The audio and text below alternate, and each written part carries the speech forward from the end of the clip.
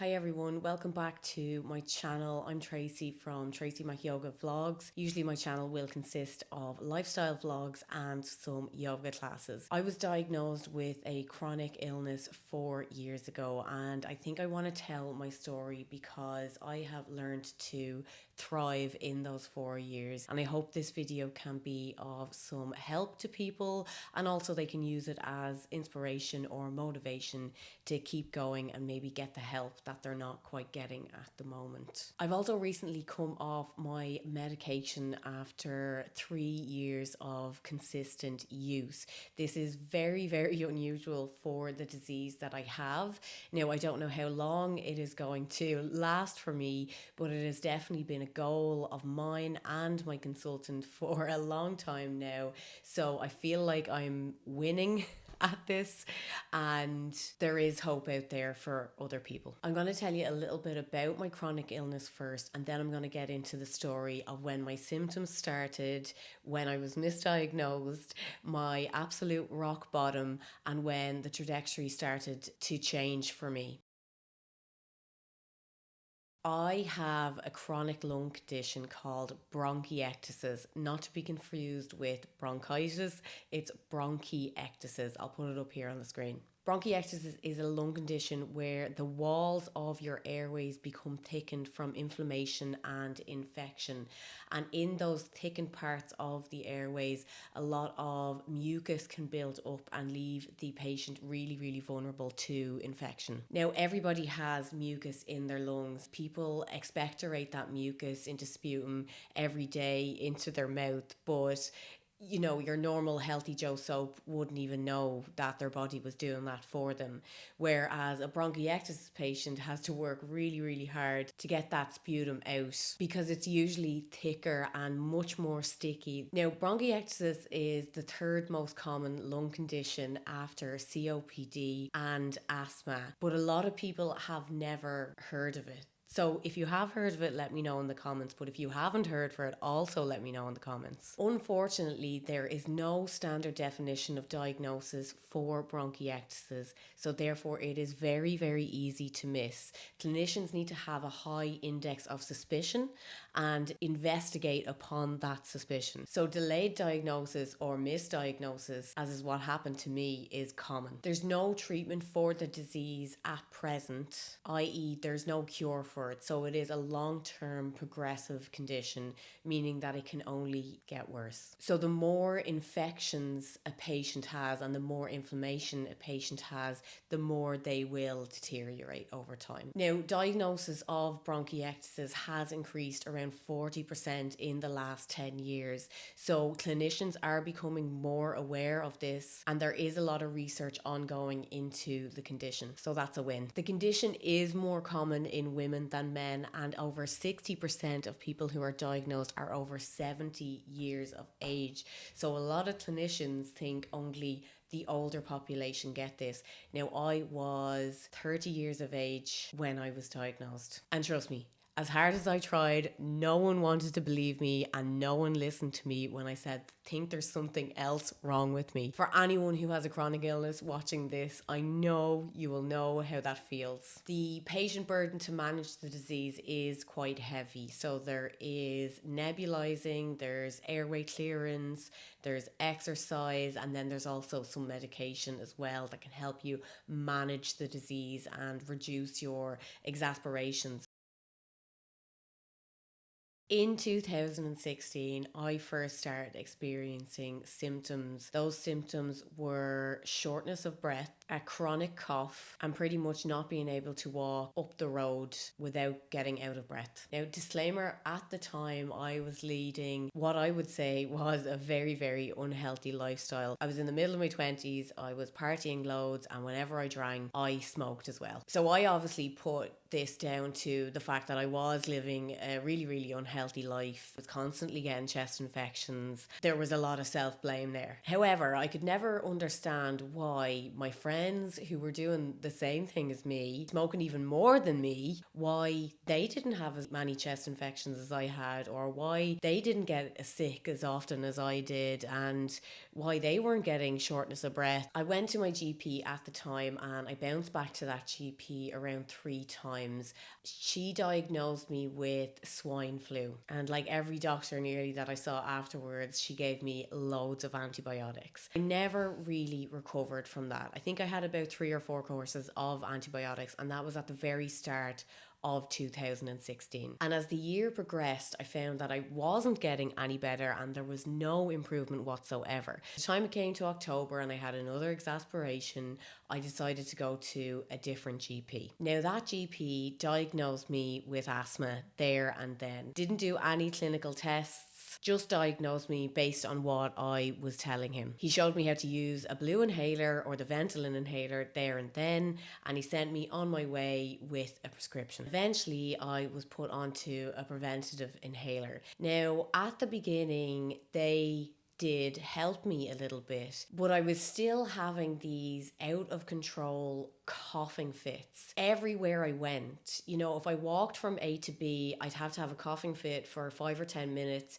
before it calmed down and I was able to get on with what I wanted to do. People in work especially noticed how much I was coughing. I would go as far to say that it was violent coughing. Even at night time when I tried to go to sleep and I lay down on my back, the coughing was just absolutely relentless. I just accepted that life was going to be like that for me, that I was going to get sick every maybe 6 or 7 weeks and I was going to have to go to the doctor, I was going to get another antibiotic, and I just plodded along like that. Fast forward a few years later, I meet who is my now husband, Hutchie. He lives in Scotland. So I fall madly in love with him and decide that I'm going to move to Scotland because I want to give it a proper go. Good decision, by the way. Love my life. And at this stage, I was still smoking socially. So I still smoked when I drank. I moved over to Scotland in 2018, and I remember me and Hutchie went on a holiday to Portugal and I smoked on the holiday.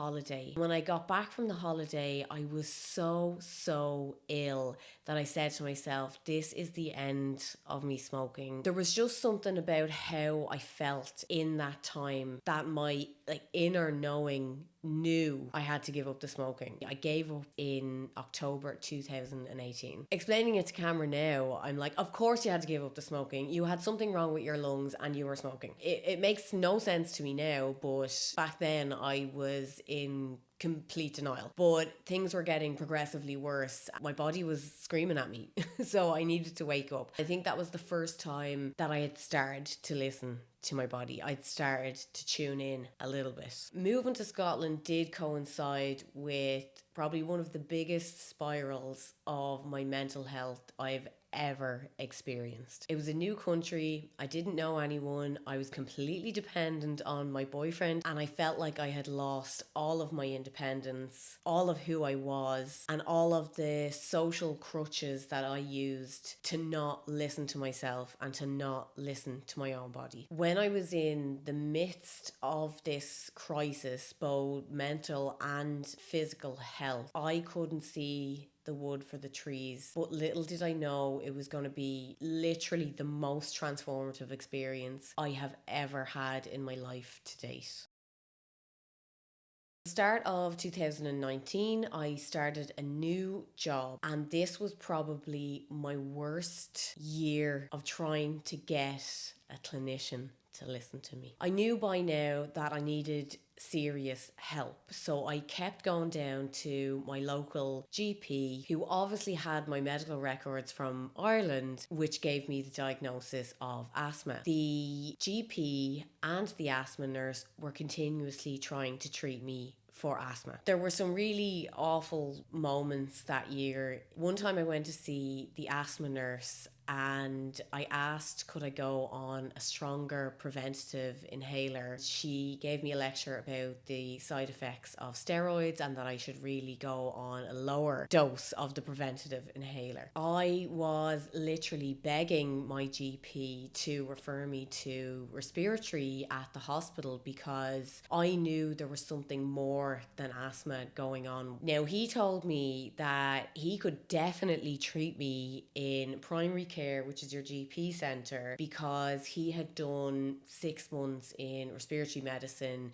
during his training. Every time I went to an appointment with that GP, I did not feel listened to, so much so that I asked Hutchie to come with me to one of the appointments because I knew he was a man and he would be listened to. At that GP appointment, the doctor did agree to refer me to respiratory, but he wasn't marking it as urgent, so I was going to be on a waiting list for a very long time. He also agreed to send me for a lung function test and an x-ray, and that's all because Hutchie was there. I know a lot of people with chronic illnesses are medically gaslighted for the symptoms they have. Is it anxiety? Is it depression? Is it your menstrual cycle? And it feels like you're trying to break down the biggest barrier ever to get help. This was just adding to my issues already with my mental health. I felt so lost, so lonely, so unheard, and I had no idea what was happening to my body because at that stage I was starting to get a little bit scared about what was happening to me. And I obviously started Googling, various different lung conditions, and bronchiectasis was one of the ones that came up. I went through the entirety of 2019 not getting listened to, being treated for asthma, telling me they could help me in the local GP surgery.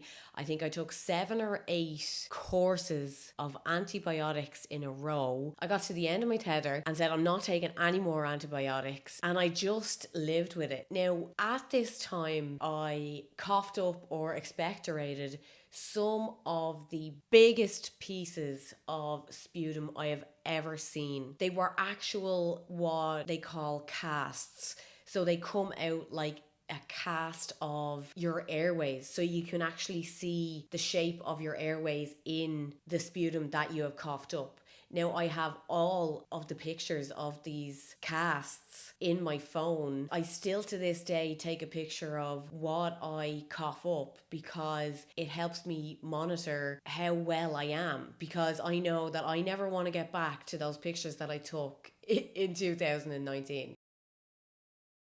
Fast forward to January 2020. I went to the doctor because I got my first ever UTI and I didn't know what it was, and I was like, what the fuck is this pain and why do I need to go to the toilet all the time? So I went into the GP with something totally new and totally random, and I ended up getting a GP that was clearly very experienced. She immediately said, yep, you need to go on 3 days of antibiotic, here's the prescription. Grand. As we were wrapping that conversation up, she turned to me and said, by the way, how are your lungs? Like, absolute angel.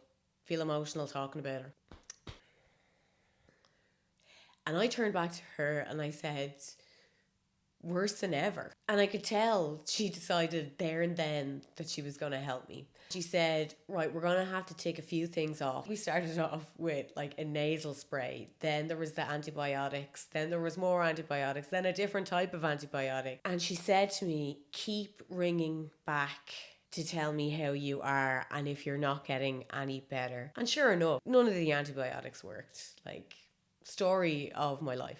It was getting really hard to go to work. It was getting really embarrassing when I had to cough stuff up and I was sitting in the middle of an office and I'd be like, I'm sorry, just have to go to the loo, or in the middle of a meeting, and I just didn't know what to do. So roll on March of 2020, everything goes tits up with COVID and we're all put into lockdown. And it's at the very, very end of March that I ring back the surgery, and this GP, who had made it her mission to try and get me better, said, I think you better come down to the surgery. We're going to take a blood test. Now, keep in mind, The UK went into lockdown on the 23rd of March, and this was towards the end of March. Nobody was supposed to go anywhere. And I was asked to come down to see the GP in person. Now, the way they had the GP surgery set up was like you'd go in the back door and you'd put on all your gear, then you'd be pointed in the direction of where you were going to go. So I went in. While she was taking the blood test, she was just asking me the usual questions like how you were feeling. When she was finished taking the blood test, she just looked at me and said, I think you've been misdiagnosed with asthma. I think you have something called bronchiectasis. Now, obviously, bronchiectasis wasn't new to me because I had seen it in my Google searches the year before,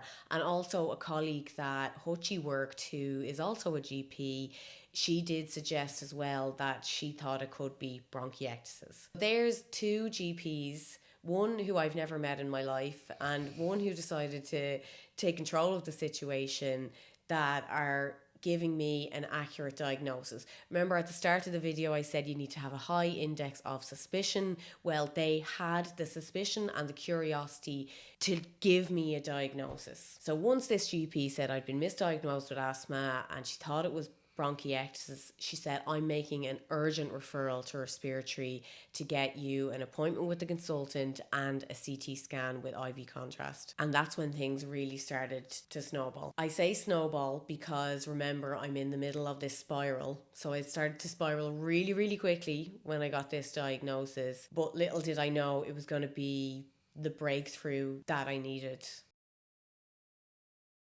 So I went for the CT scan and my GP rang me afterwards with the official diagnosis for me. And the minute I got that phone call, then I started going into a deep dive on bronchiectasis on Google. The first thing that I saw pop up was the British Lung Foundation. And because I was in such a negative mindset, all I saw was negative things on the page jump out to me. So all I saw was long-term, progressive, no cure. I was like, oh my God, that means it can only get worse. And then I was thinking to myself, maybe I'll be mild or maybe I'll be moderate. Like, I'm only 30 years of age, I can't be severe. And sure enough, when I showed up to the consultant appointment and I had a list of about 20 questions in a notebook, and we came to that question, am I mild, moderate or severe? And she went, oh, severe. And to be honest, I barely held my shit together. In fact, I didn't hold my shit together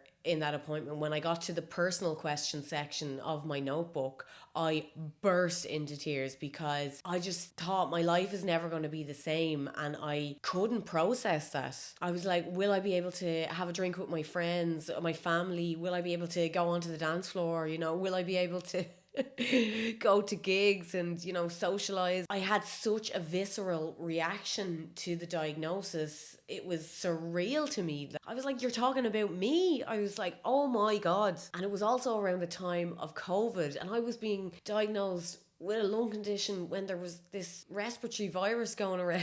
And I just thought to myself, this isn't going to go well at all. I think I was just a bit shell shocked and had to take time to process. But in the meantime, it was April and I was deteriorating at a rapid rate, mentally and physically. It was like I had just been pushed over the edge and I was free falling in every single direction. I remember me and Hutchie were in the house and I couldn't breathe. I could barely walk up the stairs. I think I had basically a panic attack, and that didn't help my lungs at all. It was definitely a panic attack where I thought I was going to die. I thought the lungs are going to seize up or my heart's going to seize up, and I had to do something about it. And I was like, I'm ringing NHS 24. Because it was COVID and I had my diagnosis of bronchiectasis, they actually took me seriously. I felt very listened to in that moment, and they told me to go to A&E, that they would let the hospital know that I was coming. I packed a small bag and I went to A&E. Hutchie dropped me up. I had to leave him outside because it was COVID, and I walked in. I'm not gonna lie, I was so relieved to be there. I might get help here. Anyway, they did blood tests, the ECG, all the usual tests that they do if you do end up in hospital. They took an x-ray, and I think the doctor, when he saw the x-ray, decided then that I needed to be kept in. Laughing at it now, he came up and he was like, I think we're going to keep you in for, maybe 1 or 2 nights. Lol. They kept me in for 9 days. Now, they wanted to keep me in for the full 2 weeks, but I was going do lally. So they eventually let me out after 9 days. I had never ever been in hospital before, and I was experiencing hospital during the pandemic, so it was very, very different to a normal hospital stay, where you'd usually have visitors and you'd be able to go onto the grounds for a walk or down to the cafe to get a coffee. You were just confined to your bed and the little area around it. That was a really dark period in my life, but I would say that wasn't even the rock bottom. So they let me out after the 9 days. They discharged me. And because I had been discharged, I naturally thought I was getting better, because in my naive brain, I was like, that's just what happens. I just get better in a linear way. And I was so wrong. When I came out of hospital, I once again deteriorated at an exponential rate. I was just lying in bed. Hutchie had to bring me up my food. I couldn't even go down the stairs because I couldn't get back up the stairs again. But even going to the toilet, was causing me to collapse in the landing, having a coughing fit, not being able to breathe. So I rang NHS 24. It was really close to midnight. Again, they listened to me and they knew I had just been in hospital, so they sent me straight back to A&E. I got a bed around 6 in the morning. At 7 in the morning, I remember my consultant must have just come on duty. I think she might have heard that I had gotten admitted. Before I knew it, she was there at the end of my bed. Now, I was in an absolute state. Like, they obviously had me on oxygen and I was delirious. I was all over the place and I looked all over the place because of how ill I was. And she stood at the end of my bed and she said, I'm so sorry you're back in here. We will get you better. And she stuck to her word. That's what she did, and that's what she continued to do for me and still does for me to this very day. So there we go, like another absolute angel. I suppose I want to talk a little bit about why this was such a transformative time for me, because this is when things regarding my mental health and my mindset really took on a monumental shift. During the hospital admissions, Hochi was absolutely incredible. I don't want to cry on the internet, so I'll try and keep my shit together here. Because I'm so picky with food and I only eat certain foods, he got up every day and he cooked me dinner, put it in Tupperware. He cooked me lunch, like made me a sandwich or a wrap, and he also made me a smoothie. And he drove up to the hospital every day, and because he wasn't allowed in, he handed it to somebody at the door of the hospital and they gave it to a volunteer who brought it up to the ward. And he also included things like, fresh clothes, crisps, chocolate, and some fruit, and just some stuff that would keep me going. And he did that every day. So in total, I think I was in for 17 days if you put the two admissions together. And not only did he do that, we had a Zoom call like every night together where we would watch something on Netflix, and I'm nearly sure at that time we were watching Suits. We'd get on the Zoom call together, press play at the same time. If we wanted to talk about something, we'd pause it and be like, what do you think of that? In amongst those Zoom calls and watching Suits, she used to take loads of funny pictures of me when we were on the Zooms. Like, he would put like a Snapchat filter on me and take me a picture. I'll try and put some of them up on the screen here, but even though I was having like breakdowns,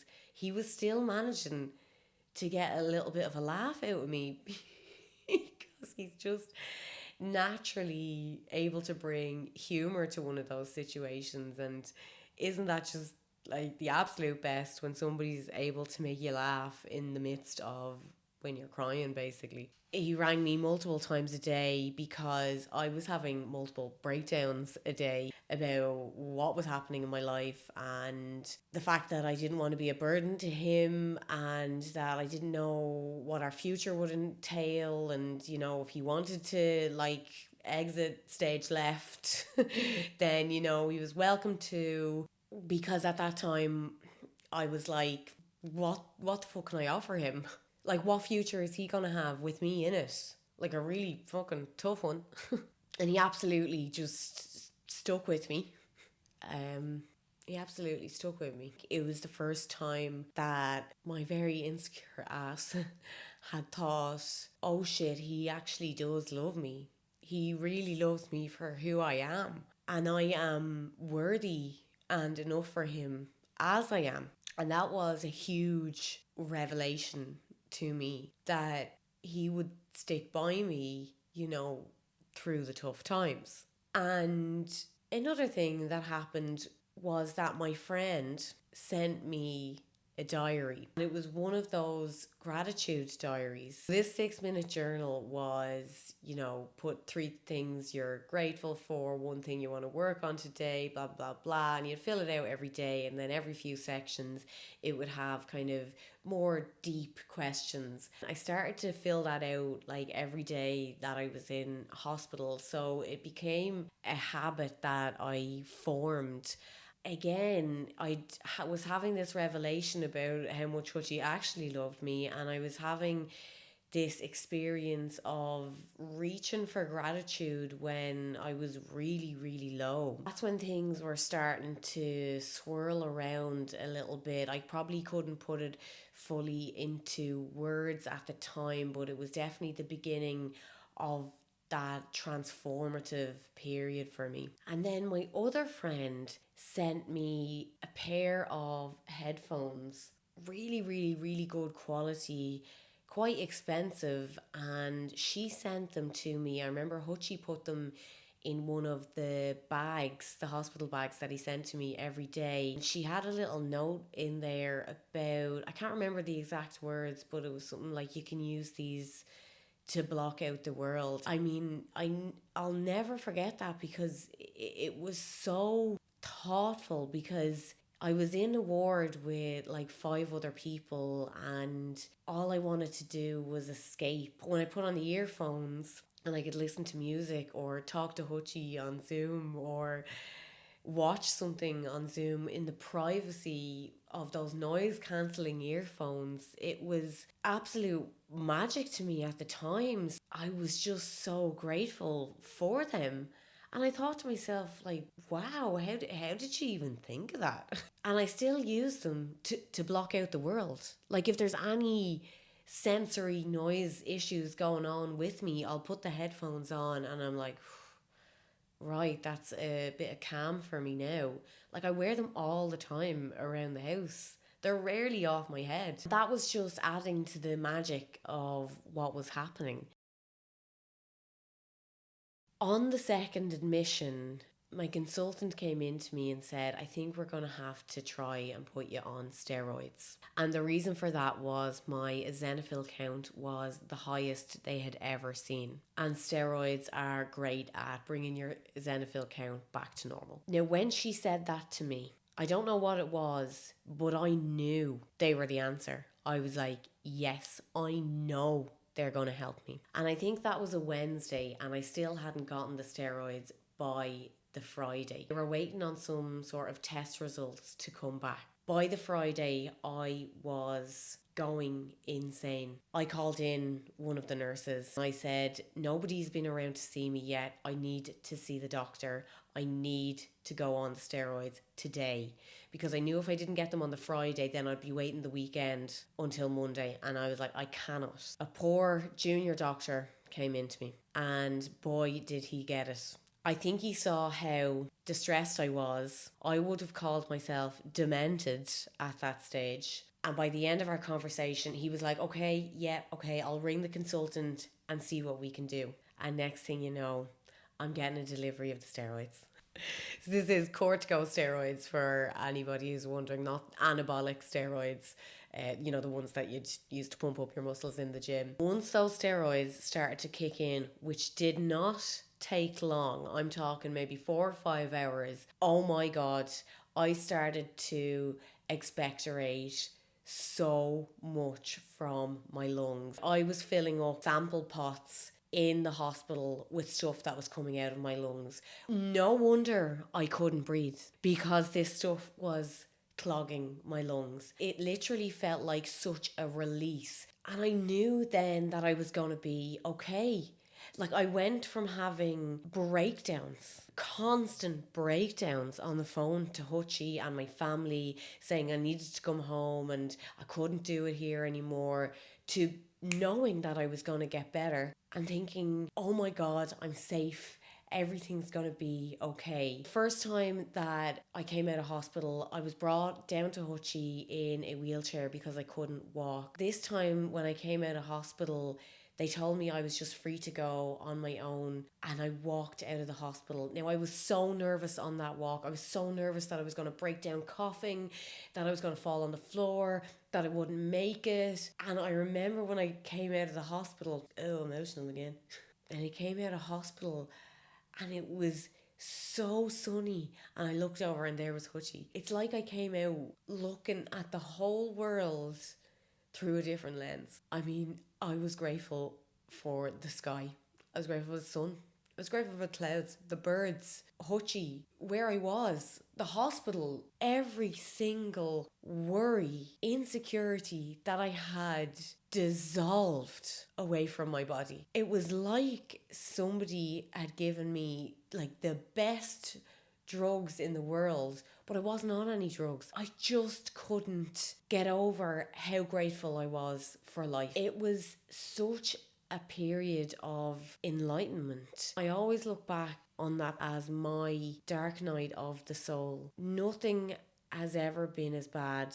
The experience made me much more of a resilient person. Now, don't get me wrong, I still feel all of the feels, and that high that I experienced when I came out of hospital lasted about 6, 7, 8 months. Things started to level out then. Sometimes sadness and the anxiety, it did come back, but I still remained a different person with a different voice in my head, with a different outlook on life. And the narrative for me had definitely changed. Now, in this period, I was on the steroids and I came off them after about 5 or 6 months. I went downhill again and we needed to start on the steroids. And my consultant, fair play to her, kept saying, you know what, Tracy, some of this just isn't adding up medically. I think there's something else going on with you. She did every investigation under the sun, asked me loads about my family history and about my lifestyle history, and nothing was really clicking. As far as I know, she went to a lot of other doctors and I was discussed at, meetings, and eventually she referred me to somebody called Professor James Chalmers, who happens to be a world leading specialist in bronchiectasis, and he works out of University of Dundee. Me and Hutchie drove up to him. He sat with me for about 30 or 40 minutes and he said, just tell me your story. So I told him from start to finish, and he said to me, I think you have something called a xenophilic bronchiectasis. Now, eosinophilic bronchiectasis was brand new on the scene, only around a couple of years. For instance, my consultant had never even heard of it. Therefore, lots of clinicians wouldn't know how to treat it. He wrote to my consultant, and I think they got together with an asthma nurse as they made a case for me to start on treatment. This treatment is for eosinophilic asthmatic patients, and it is a biological injection that I now take every 8 weeks. and this helps, reduce your inflammation. I'll put some links in the description below so you can find out a little bit more about this. My consultant started me on this treatment in October 2022. Our aim was to come off the steroids. Now there was many ups and downs in this journey. In April of 2024, I finally had my synactin test, which is a test basically to see if your lymphatic system can still produce cortisol. And finally, the tests came back with a positive result that if I came off the steroids, my body would produce cortisol all on its own. That moment was really special for both me and my consultant. I sat down with her and she basically said, "Oh, this is clear, your x-ray looks good, your synactin test looks good, this is good, blah, blah, blah." And I was just like, well, this is like the best appointment ever. And she goes, "I know."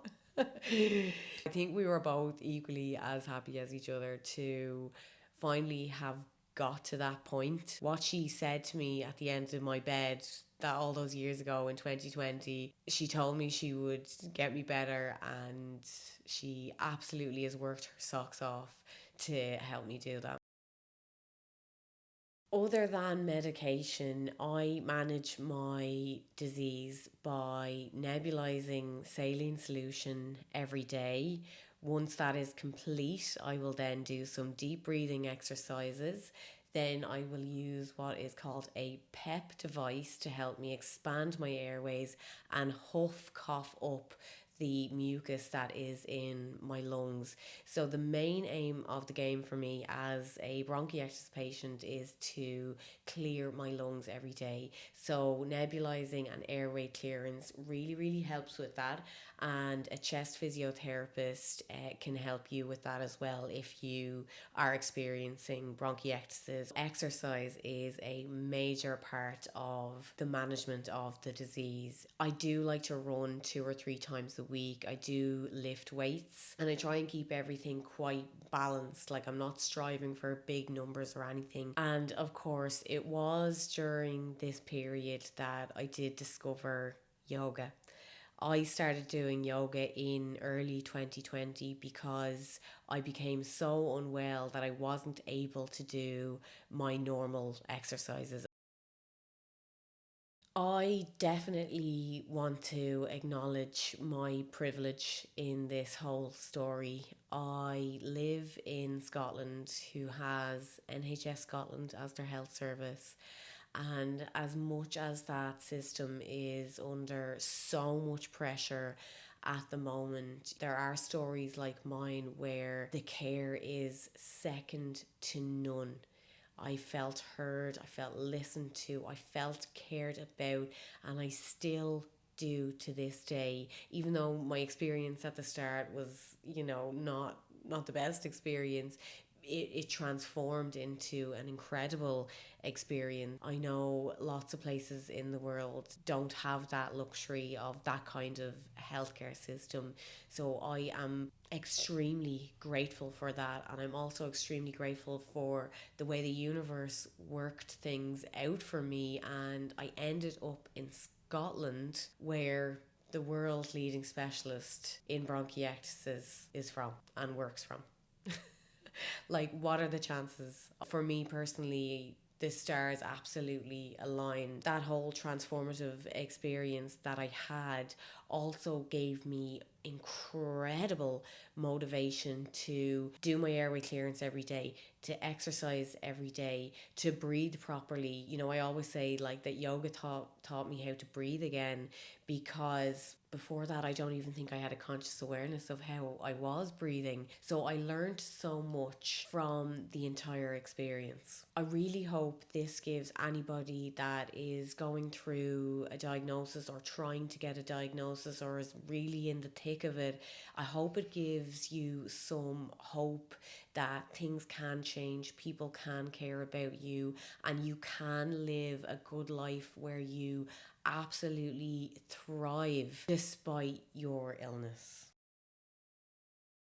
If you got this far in the video, I really appreciate you taking the time to actually watch all the way through. If you did like the video, consider liking it below. And if you would like yoga classes and more vlogs, then please do subscribe to the page. Let me know your thoughts in the comments, and I would love to hear a little bit about your experience of chronic illness and getting a diagnosis and where you are now, and also how do you thrive living with a condition. That is enough for me. I will see you next week.